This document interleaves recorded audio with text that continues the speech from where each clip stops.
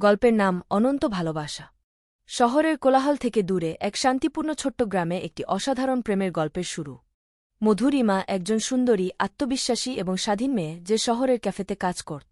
তার জীবন ছিল একরকম স্থিতিশীল কিন্তু একদমই পূর্ণ ছিল না। তার জীবনে ছিল অনেক পুরনো কষ্টের ছায়া, যে কারণে তার হৃদয় ছিল একরকম বন্ধ। তার চোখে ছিল এক ধরনের রহস্য, এক ধরনের তৃষ্ণা, যেন সে কিছু একটা খুঁজছিল কিন্তু কখনো খুঁজে পাচ্ছিল না। একদিন যখন মধুরিমা কাজে ব্যস্ত ছিল, শহরের অন্যতম ধনী পরিবারের ছেলে অরুণ তার বন্ধুদের সঙ্গে ক্যাফেতে আসে। অরুণ একজন প্রতিভাবান ব্যবসায়ী, কিন্তু তার জীবনে আনন্দের কোনো অভাব ছিল না। তার সব কিছু ছিল, তবে মনে কোনো বিশেষ অনুভূতি ছিল না। জীবনটা তার কাছে অনেকটা সোজা এবং নির্দিষ্ট লক্ষ্য ছাড়া চলছিল। কিন্তু মধুরিমার চোখে তার মধ্যে কিছু অদ্ভুত আকর্ষণ ছিল যা তাকে অজান্তেই মুগ্ধ করে তুলেছিল। তাদের প্রথম দেখা হয়েছিল সেদিন এক অস্বাভাবিক মুহূর্তে। অরুণ ক্যাফেতে প্রবেশ করতেই তার চোখ মধুরিমার দিকে চলে যায়। প্রথমবারের মতো অরুণ অনুভব করে যে একটা অদ্ভুত আচ্ছন্নতা তার হৃদয়ে ঢুকে গেছে। মধুরিমা কিছুটা বিরক্ত হয়ে বলে, আপনি কি চাইছেন? অরুণ কাঁপানো কণ্ঠে উত্তর দেয়, এখানে কি বসতে পারব? আপনি খুব অদ্ভুত, কিন্তু খুব সুন্দর। মধুরিমা কিছুটা হাসে, ধন্যবাদ, আপনি যদি চা খেতে চান তাহলে আমার সামনে বসুন। এভাবেই তাদের পরিচয়ের সূচনা। দ্বিতীয়বার যখন অরুণ মধুরিমার কাছে এসে বসে, তাদের মধ্যে একটা নীরবতা ছিল। তবে অরুণের এক অদ্ভুত কৌতূহল ছিল মধুরিমাকে নিয়ে। সে জানত না কেন, তবে তার হৃদয়ে কিছু একটা চমকপ্রদ অনুভূতি হচ্ছিল।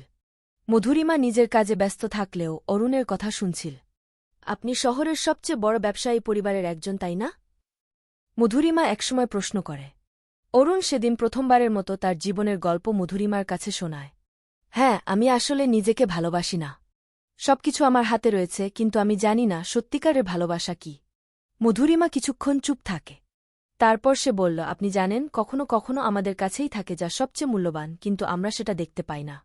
অরুণ মধুরিমার কথায় কিছুটা মুগ্ধ হয়, আর প্রথমবারের মতো তার জীবনে এমন কাউকে পেয়ে সে অবাক হয়। সেদিন তাদের আলাপ শেষ হলেও মধুরিমার কথা তার মনের মধ্যে ঘুরে ফিরে আসতে থাকে। এক সপ্তাহ পরে আবার ক্যাফেতে হাজির হল অরুণ। মধুরিমা তখন ক্যাফেতে কাজ করছিল। অরুণ এক কথায় বলল, এখানে আবার আসলাম। আপনার সঙ্গে কথা বলতে চাই। কিভাবে সময় কাটছে? মধুরিমা মৃদু হেসে প্রশ্ন করে। অরুণ একটু থেমে গিয়ে বলে, যতটা মনে হয় ততটা সুখী নেই। আসলে আপনার সঙ্গে কথা বলে ভালো লাগছে।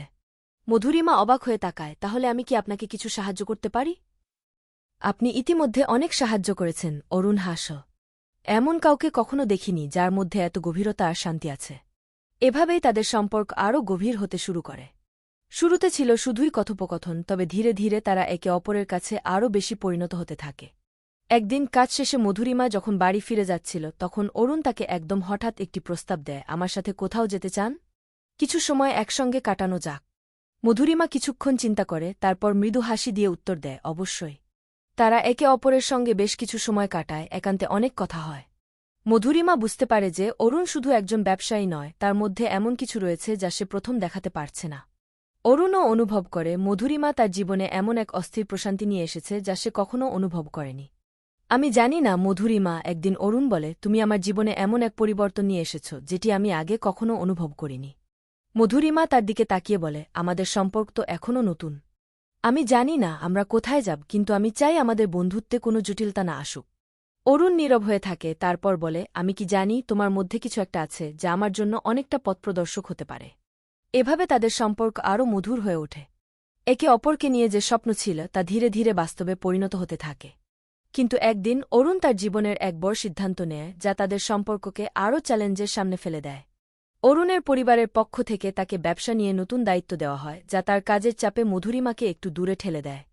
মধুরিমা কিছুটা কষ্ট পায়, কিন্তু তার বিশ্বাস ছিল অরুণ ফিরে আসবে। অরুণ ফিরে আসে এবং তার পরের দিন সকালে মধুরিমার কাছে এসে বলল, আমি তোমাকে হারাতে চাই না মধুরিমা।